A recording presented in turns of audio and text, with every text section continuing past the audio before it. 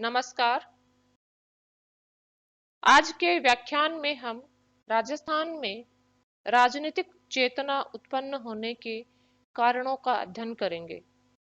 जब कभी राजनीतिक चेतना की बात की जाती है तो उसका संबंध आधुनिक काल और ब्रिटिश विरोध से होता है। राजस्थान में यह ब्रिटिश विरोध किस प्रकार का था, जिसके कारण यहाँ राजनीतिक चेतना उत्पन्न हुई, को समझने के लिए हमें ब्रिटिश सत्ता के साथ राजपूताना के राज्यों के संबंधों को समझ लेना चाहिए। यह माना जाता था कि राजस्थान की जनता दोहरी गुलामी से ग्रस्त थी। एक, अपने सामंत और राजाओं की गुलामी यानी देसी गुलामी, दूसरे ब्रिटिश सरकार की गुलामी यानी विदेशी गुलामी। यहाँ की जनसंख्या का जो संगठन था उसमें किसान मुख्यतया थे, जो राजपूताना के समस्त राज्यों में फैले हुए थे। इसके अलावा राजस्थान के दक्षिणी और दक्षिणी पश्चिमी भागों में आदिवासी जनसंख्या निवास करती थी। राजस्थान में 19 राज्य, 2 चीफशिप, अजमेर मेरवाड़ा का केंद्र शासित प्रदेश उपस्थित थे। यानी राजस्थान में ब्रिटिश भारत के अंग के रूप में अजमेर मेरवाड़ा और देसी रियासतों के अंग के रूप में शेष 21 रियासतें विद्यमान थी। इन रियासतों में 19वीं शताब्दी के अंतिम दौर में किसान आंदोलनों की शुरुआत हुई।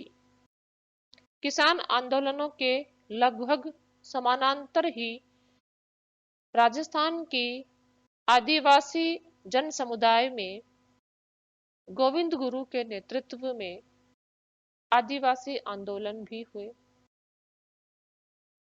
20वीं शताब्दी के प्रारंभ में प्रजामंडल आंदोलनों के रूप में मुख्य धारा के आंदोलन हुए, जिनके लिए पृष्ठभूमि का कार्य किसान आंदोलनों और भील आंदोलनों ने किया। यह प्रजामंडल आंदोलन 20वीं शताब्दी के तीसरे दशक में मुख्य रूप से प्रभावी हुए। इससे पूर्व मध्यम वर्गीय आंदोलन दूसरे संगठनों के नाम से विभिन्न राज्यों में पनप रहे थे। तो राजस्थान में राजनीतिक चेतना के उदय के कारणों का अध्ययन करते हुए हमें उन कारकों से शुरुआत करनी होगी जो राजस्थान की किसान और आदिवासी जनता के विरोध का कारण बने थे।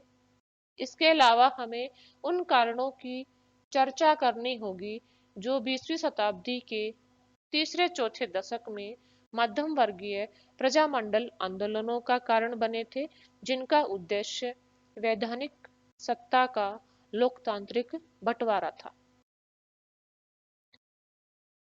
हम आपको ये बता दें कि राजस्थान के किसान और आदिवासी आंदोलनों को वर्गीय आंदोलनों में गिना जाता है, जिनका उदय अपने कुछ कष्टों के निपटारे के कारण हुआ था।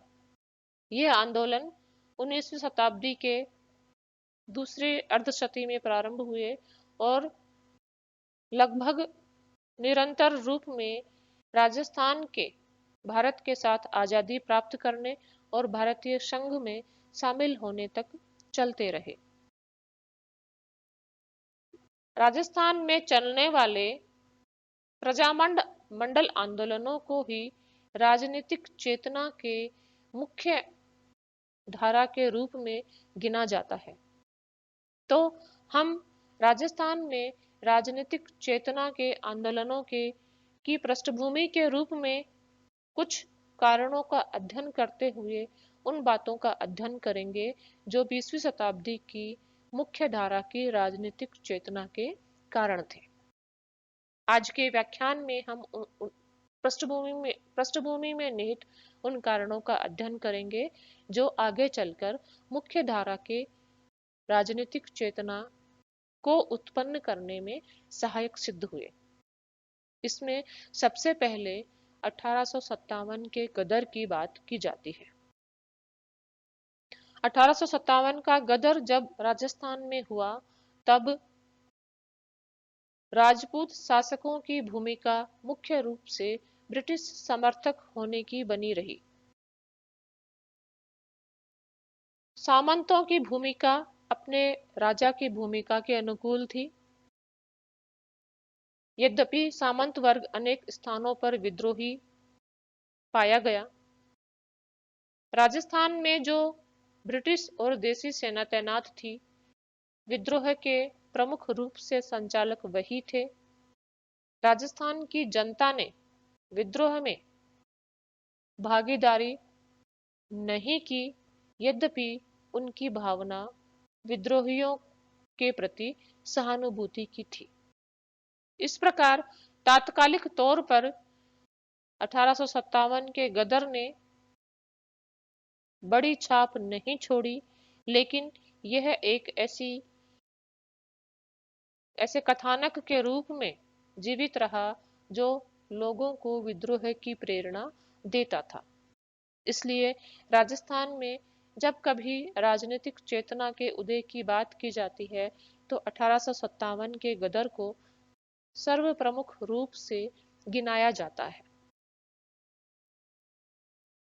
दूसरे कारण के रूप में हम किसान आंदोलनों को लेते हैं, जो कि राजस्थान के मेवाड़ राज्य की बिजोलिया जागीर में हुए थे। उसके पश्चात बूंदी की कुछ रियासतों में भी ये आंदोलन हुए थे। जैसा कि हमने बात की कि ये वर्गीय आंदोलन थे जो कुछ खास मांगों को लेकर हुए थे। उदाहरण के तौर पर हम ये कह सकते हैं कि बिजोलिया का किसान आंदोलन उन 84 लाख बागों के विरोध को लेकर हुआ था जो यहाँ पर प्रचलित थी।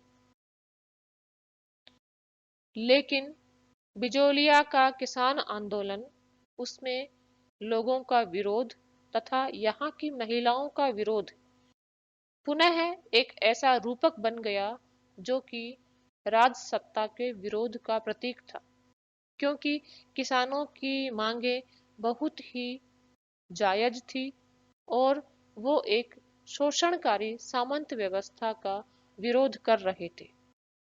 इसलिए आगे आने वाले समय में जब कभी लोगों को प्रेरित करने की बात की जाती राजाओं अथवा ब्रिटिश सत्ता का विरोध करने के लिए, तो बिजोलिया के किसान आंदोलन को अवश्य गिनाया जाता।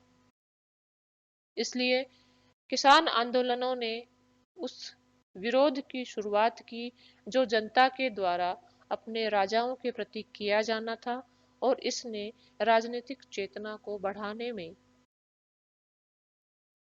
पोषण देने का कार्य किया। तीसरा महत्वपूर्ण कारण क्रांतिकारी राष्ट्रवादियों के रूप में गिनाया जाता है।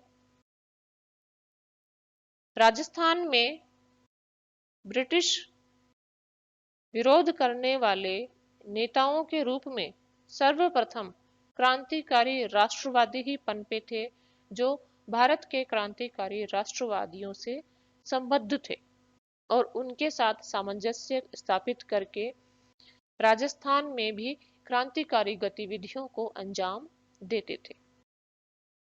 जब ब्रिटिश सरकार तथा देसी शासकों की मिलीजुली शक्ति के सामने क्रांतिकारी गतिविधियों को अंजाम देना संभव नहीं रहा, तब ये क्रांतिकारी राष्ट्रवादी राजनीतिक आंदोलनों की मुख्य धारा में शामिल हो गए, जो गांधी के नेतृत्व में 1920 के पश्चात प्रारंभ हुई और देश की आजादी तक चली। इन क्रांतिकारी राष्ट्रवादियों में सर्वप्रथम अर्जुन लाल सेठी आते हैं, जिन्होंने जयपुर में जैन पाठशाला की स्थापना की थी, जहां पर क्रांतिकारियों को प्रशिक्षण दिया जाता था।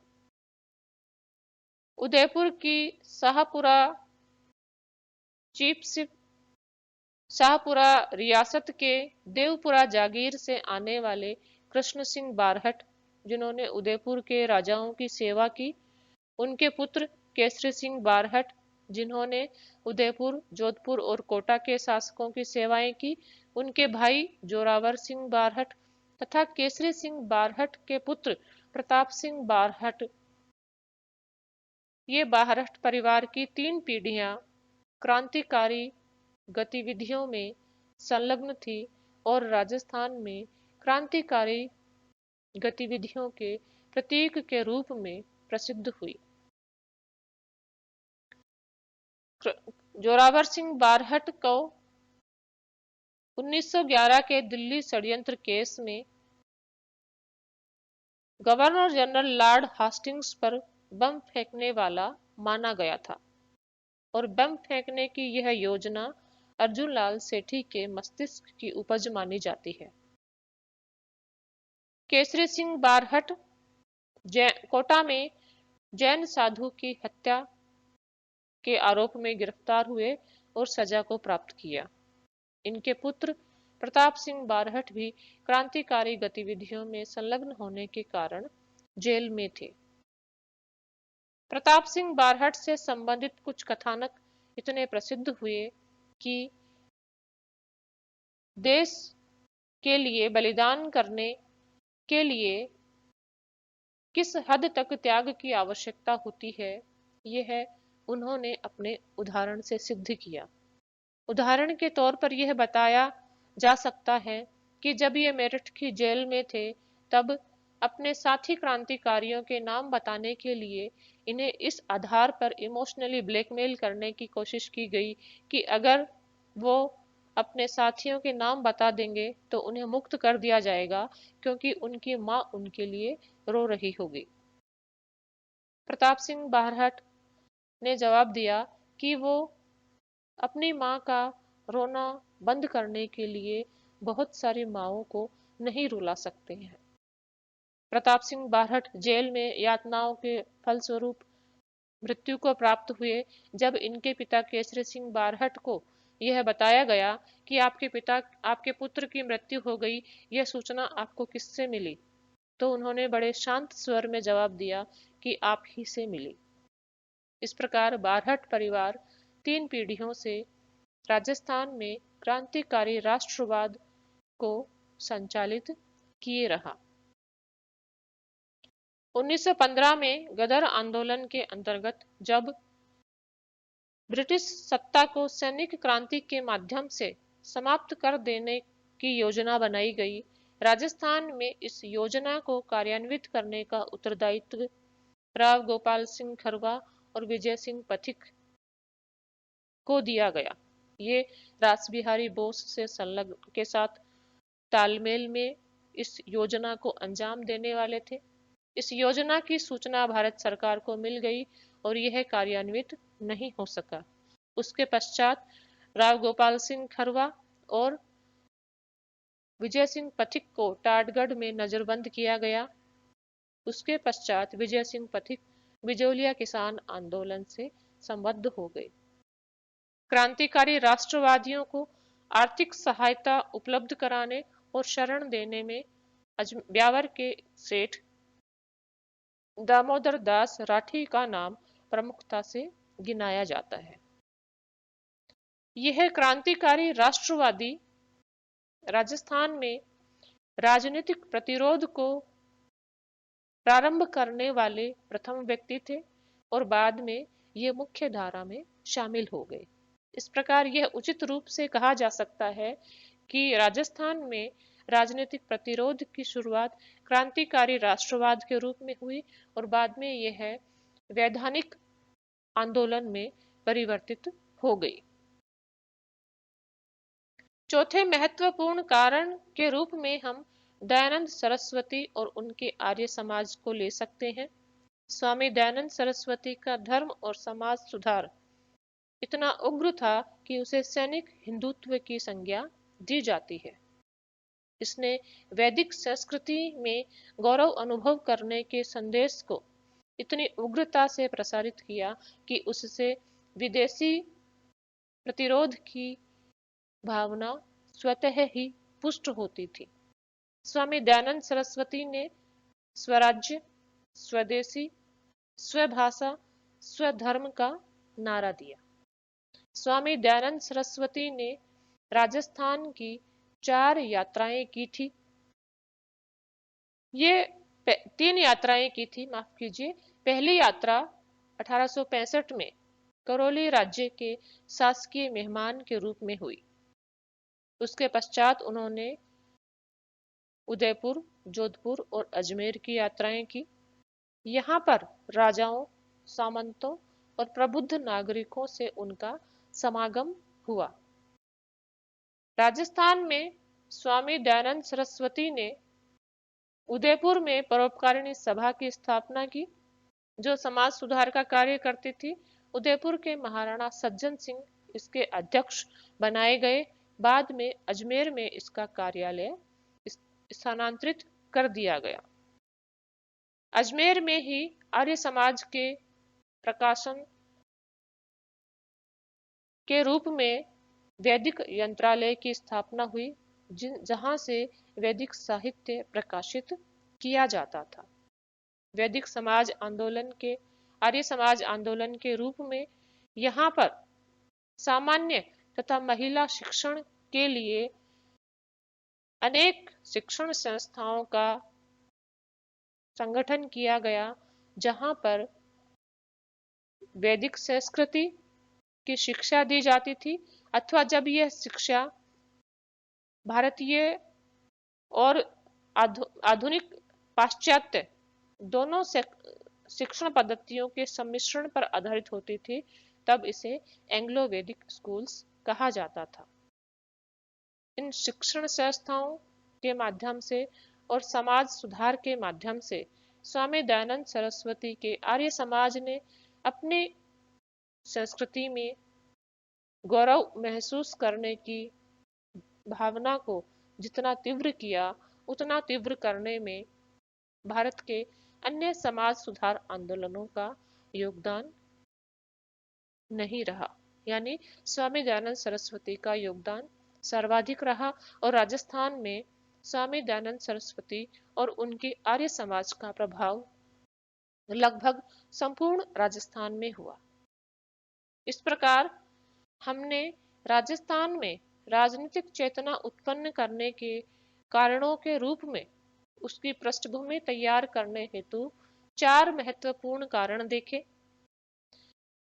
ये 1857 का गदर, बिजोलिया और दूसरे किसान आंदोलन, क्रांतिकारी राष्ट्रवादियों और स्वामी दयानंद सरस्वती का योगदान थे। इसके अलावा